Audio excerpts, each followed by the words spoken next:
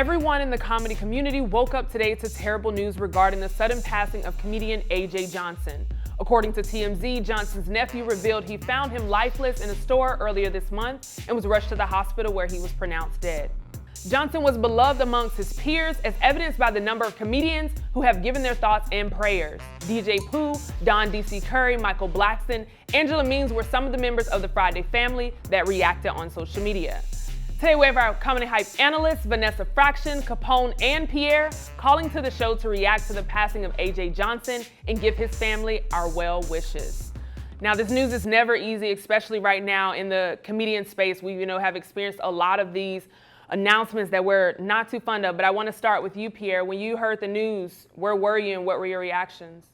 Like most people, I woke up, looked at my phone and saw it, and he's a comedy icon, especially in the urban, world. And I've known him for the last 30 years and had a lot of, intimate moments with him and, public moments with him and private moments with him. So it was hurtful, to see someone like that so beloved by a lot of people, from what he did on screen. Mm-hmm. Absolutely. Now, Capone, I want to come to you next. What were your reactions when the news first broke? I was in bed, and when I turned on the phone, it was they were saying it wasn't true. And then I also went to a reliable source and found out it was true. My experience, just hanging with him, just doing shows with him, he's always been a pretty cool guy. I never really hung out with him. It was just only during shows. And Vanessa, I'll come to you last, but certainly not least. What were your reactions? I was like, well, damn. I didn't find out about it until actually preparing for the show. So this morning. So it was quite a shock, like you said, especially with all the other things that have been going on within the comedy community. I have, through the years, been on the road with him a few times. So, you know what I mean? It's always very shocking. Absolutely. And I know a lot of people are speaking out. As I mentioned, some cast from Friday have spoken out. So I want to read some of those that are on social media. Angela Mean says, so many memories with AJ Johnson. At one point in life, we were best friends. We made one another laugh from the gut. May God have mercy on his soul. And then you also have Master P, who stated, we had so many great memories on creating I Got the Hookup 1 and 2. R.I.P. AJ Johnson, a.k.a. Blue. Talented and one of a kind. You'll never be forgotten. I got the hookup from the hood to Hollywood. He did it his way. Another legend gone too soon. Now, Pierre, I want to come to you because I know you've actually worked with AJ Johnson personally. Are there any stories or anything that you want to share that, are kind of coming to your mind at this moment? Oh, wow. There are a lot of stories. I mean, like I said, I knew him very well off screen and on screen. Like I said, for those who know, we did BAFTA together and How to Be a Player together. BAFTA was my first movie. I remember a story, AJ was making a lot of money at a time doing stand-up and being out, the movies and stand-up. And he was working on a movie with Master P. And he had a girlfriend. This is what he told me. He had a girlfriend. And I guess a girlfriend he had for years. And one day she stole like $80,000 out of a safe in his house. And he was working on a movie at Master P. And he went on set and told Master P that because, looking, whatever, he's feeling down and so forth. And he told me Master P at either the end of that day or the end of that night wrote him an $80,000 check, man, to replace that money that was stolen out of his account. He was still making about $300,000 for the movie, I think he told me.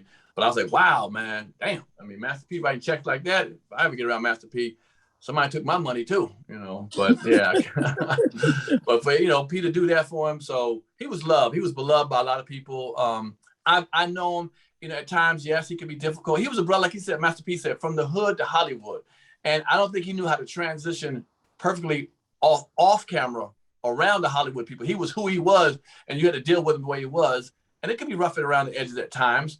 But he gave you who he was, and people wanted that. And they were willing to take the chance of him being crazy, ad-libbing, maybe not knowing his lines 100% or whatever it was, to do his thing. And sometimes you got to take what people give you to grab that jewel. And he was a jewel. I mean, he gave us what we wanted. People felt really close to him when they saw him on stage. I would travel with him. People loved him, yelled out Ezal all the time. And he left his mark in a great way. So I feel honored to know him, through his ups and downs. Like I said, we would communicate. We were just doing a play, starting to do a play called BAPS before the pandemic came out. And, he called me, said, hey, man, put a good word in for me. I was like, of course, because the director had asked me, you know, do you think, you know, because like I said, AJ could, you know, you don't know, be on time or not, or whatever the case would be. Are you catching lightning in a bottle or not? And the director asked me, I said, no, man, I vouch for him. I said, no, bring AJ. In fact, we had a plan that I was going to shadow AJ to make sure he didn't get out of hand on the road, to make sure he's there performing and stuff. But he was one of those artists like a Richard Pryor. You know, you had to take him for what he was, and hopefully you could bottle it, because it was worth it when he came on screen and popped when he performed. And I'm gonna miss him, man. Those are the conversations we had, you know, and the private moments we had. So I'm lucky to say I experienced to be around him on and off camera. Absolutely, and I appreciate you sharing that. I have not met him, but just from seeing him on screen, I definitely felt that connection to, and I think a lot of people in our community do as well. But I appreciate you all for calling in. On behalf of Comedy Hype, we want to make sure that we send our condolences to his family. You know, this, like we said, and I know you mentioned it, Vanessa, you know, in the comedy family, I like to call it, this has been tough, but the beautiful thing about life is that memories last forever. So we wanted to take the time to really, you know, put together a tribute for Mr. AJ Johnson. Let's take a look.